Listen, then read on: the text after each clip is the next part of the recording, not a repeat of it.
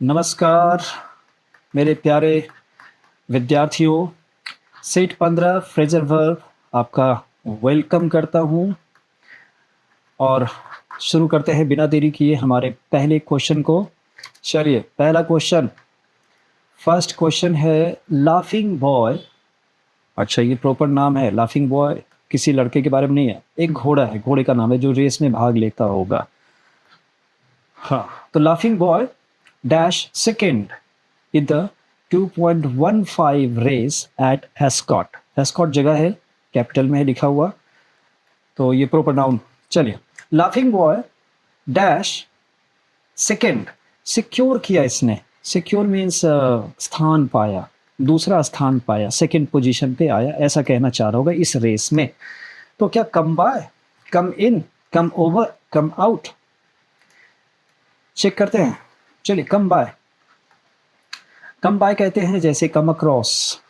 Come across, अगर दो आदमी अचानक से मिल गए तो दे केम अक्रॉस, अचानक से मिले, अचानक से मिलना, कम अक्रॉस। आदमी के लिए ध्यान रखेंगे।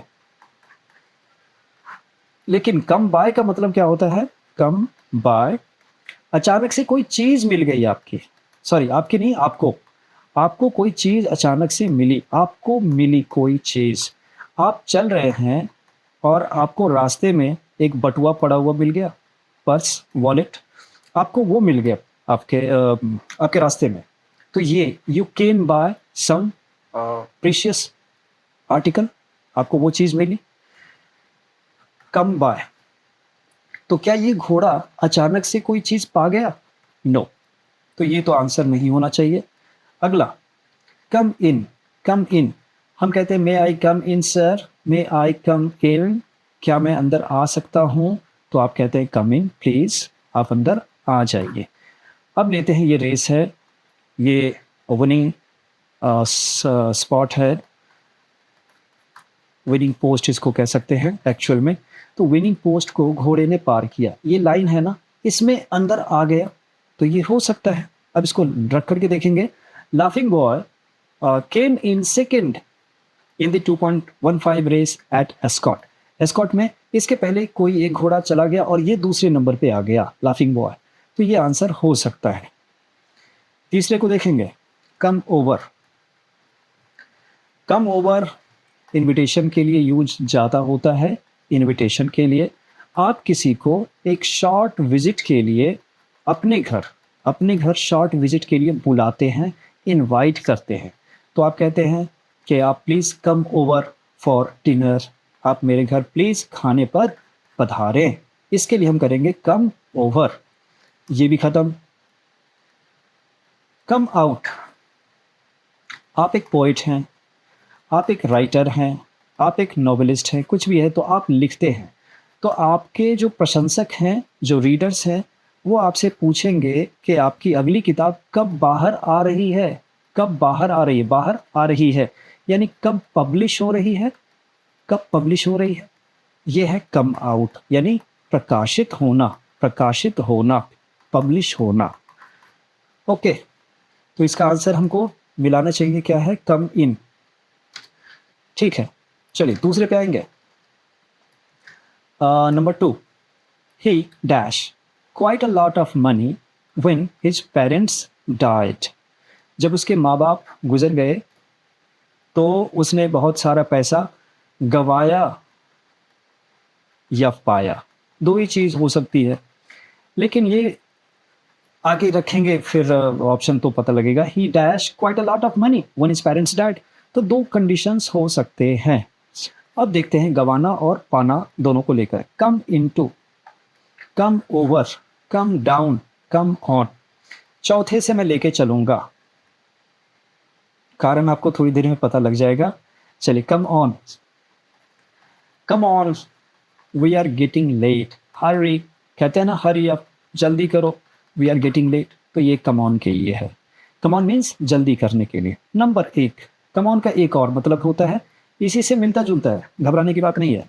कम ऑन कहते हैं प्रोग्रेस करना, प्रोग्रेस करना। और आप मिला करके देखें, हरी अप, अगर आप किसी को जल्दी करने बोले तो आप उसको प्रोग्रेस करने ही तो कहेंगे कि जल्दी जल्दी प्रोग्रेस करो, जल्दी करो। नहीं तो ट्रेन छूट जाएगी। इसीलिए तो प्रोग्रेस करना, जैसे your garden is coming on well, आपका गार्डन जो है, आपने जो भी गार्डन में लगाया वो बढ़िया प्रोग्रेस कर रहा है, अच्छा खिल रहा है, अच्छा बढ़ रहा है पौधा, ये है come on. Next come down. Come down का एक तो सीधा सीधा इसको फ्रेज की तरह ना यूज करके कम और डाउन अलग अलग ट्रीट करें और बोल सकते हैं the prices are coming down, coming down, चीज़ें नीचे हो रही हैं, कीमत नीचे आ रही है, नॉर्मल। दूसरा कम डाउन के साथ लगा देंगे विथ, ये अब एक फ्रेज है, come down with. Come down का विथ का मतलब हो जाएगा sick with, sick with. Sick with क्या हो सकता है? फीवर है, हो सकता है कोल्ड हो, आप इस बीमारी से ग्रस्त हैं, इस बीमारी से पीड़ित हैं, तो आप वहाँ पे लगाएंगे कम डाउन विथ। आप ऑफिस नहीं जा रहे और आप कहेंगे I can not make it today because I have come down with fever, आज मैं ऑफिस नहीं आऊँगा, मुझे फीवर हुआ है। Next come over. कम ओवर, कम ओवर आप किसी को शॉर्ट विजिट के लिए निमंत्रण देते हैं, जो पिछले क्वेश्चन में हो चुका है, तो उसके लिए हम कम ओवर करेंगे। आप डिनर पे किसी को बुला रहे थे, है ना, तो ये था come over. Next come into. Come into अगर हम कहें कि भारत का संविधान कब लागू हुआ था, क्या बोला मैंने? लागू हुआ था, यानी ये प्रभाव में कब आया, कब से प्रभावित हुआ। तो सिंस व्हेन या on what date did the Indian constitution came into effect. Okay, तो पहला मीनिंग तो हो गया ये कब, कब से प्रभावित हुआ, ये कब से लागू हुआ।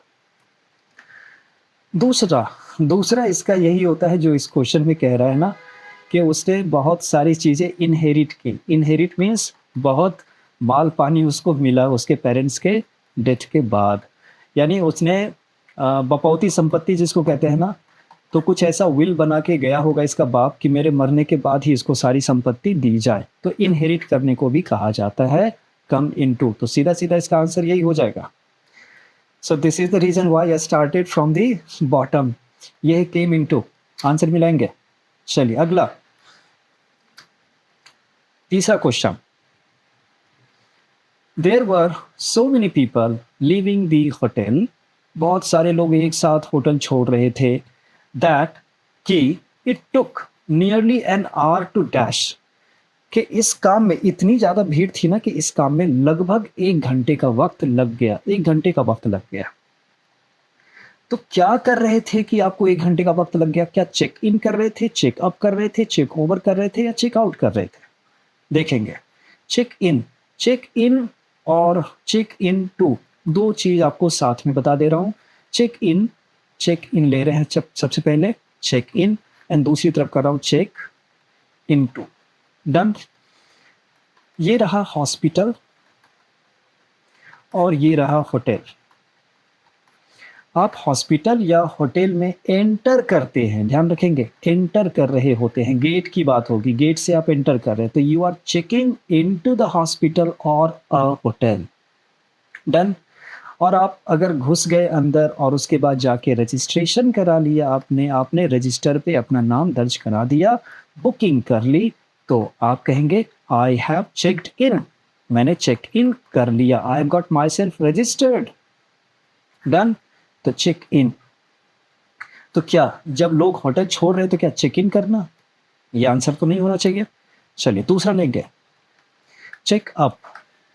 चेकअप जैसा कोई फ्रेज नहीं होता है, लेकिन चेकअप जैसा वर्ड जरूर होता है।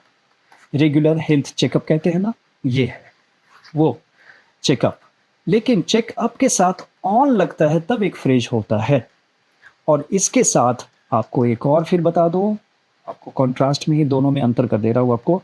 CHEC के चेक अप ऑन, और दूसरा है CHEC के चेक ऑन। अगर इसको हम कहें पॉजिटिव डिग्री है तो ये कंपैरेटिव डिग्री है, मीन्स इसका वजन ज़्यादा है और इसका वजन कम है।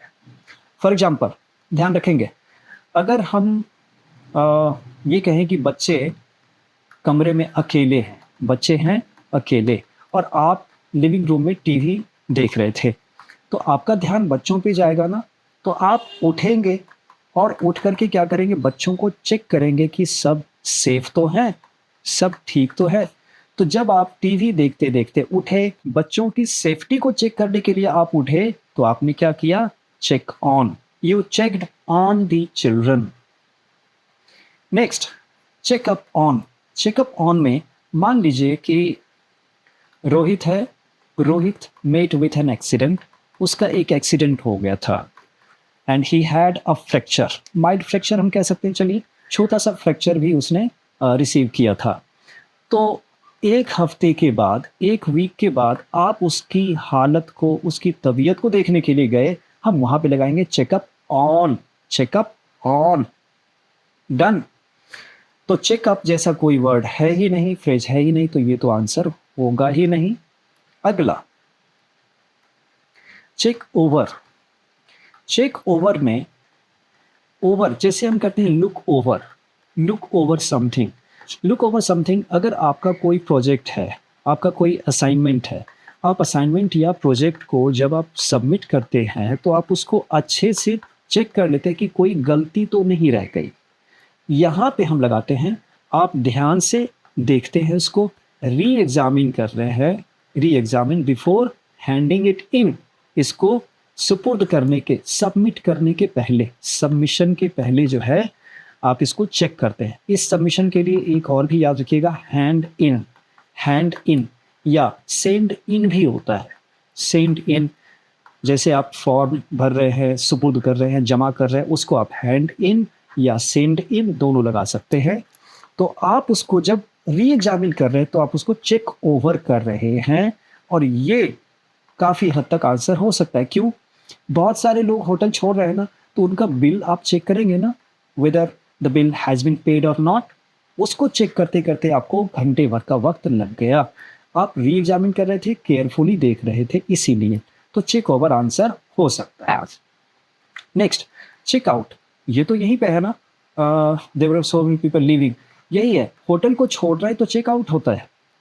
चेकआउट, जब हमने होटल में एंटर किया और रजिस्टर्ड कर दिया तो हमने क्या, सबसे पहले हमने होटल में एंटर किया तो हमने बोला चेक इन टू, रजिस्ट्रेशन कर लिया तो हमने बोला चेक इन, चेक इन कर लिया, 3 दिन का समय बीत गया, उसके बाद हम क्या करेंगे, चेक आउट करेंगे, होटल को छोड़ेंगे या हॉस्पिटल को छोड़ेंगे। ये है कि बिल दिया, भुगतान किया और चल पड़े। चलिए, तो इसका आंसर हो जाएगा check out. Oh sorry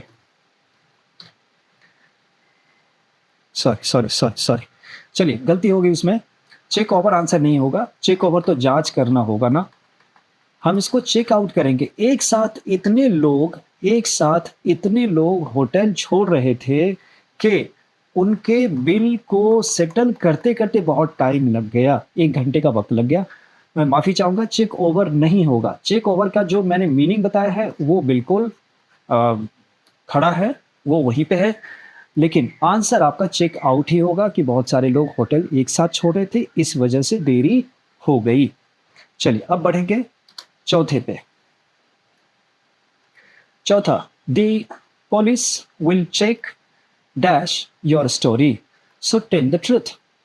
police आपके स्टोरी को सुनेगी, जांचेगी, सच सच बता दो, तुम झूठ मत बोलो, इसीलिए सच बता दो, तुम झूठ मत कहो, क्योंकि पुलिस तुम्हारी हर बात को जांच करेगी।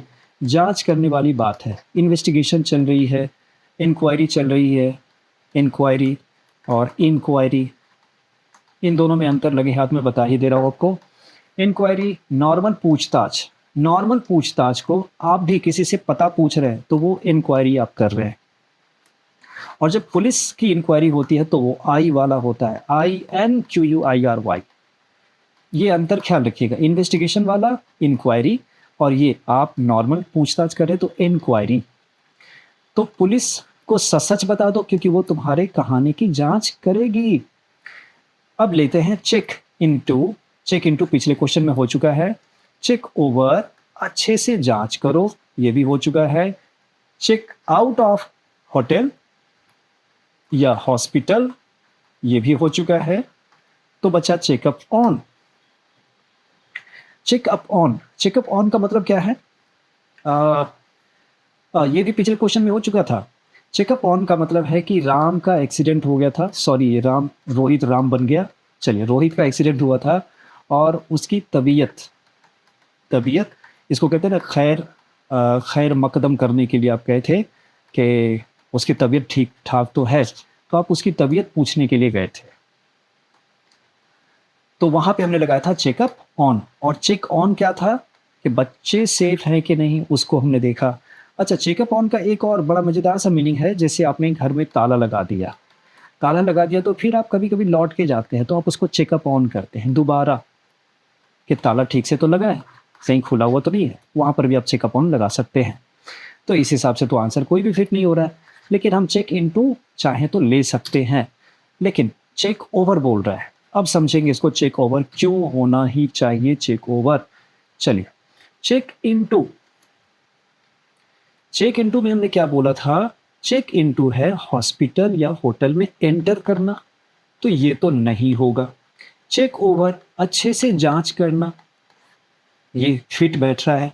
चेक आउट ऑफ होटल या हॉस्पिटल, आप वहाँ से निकल रहे हैं, तो ये भी नहीं होगा।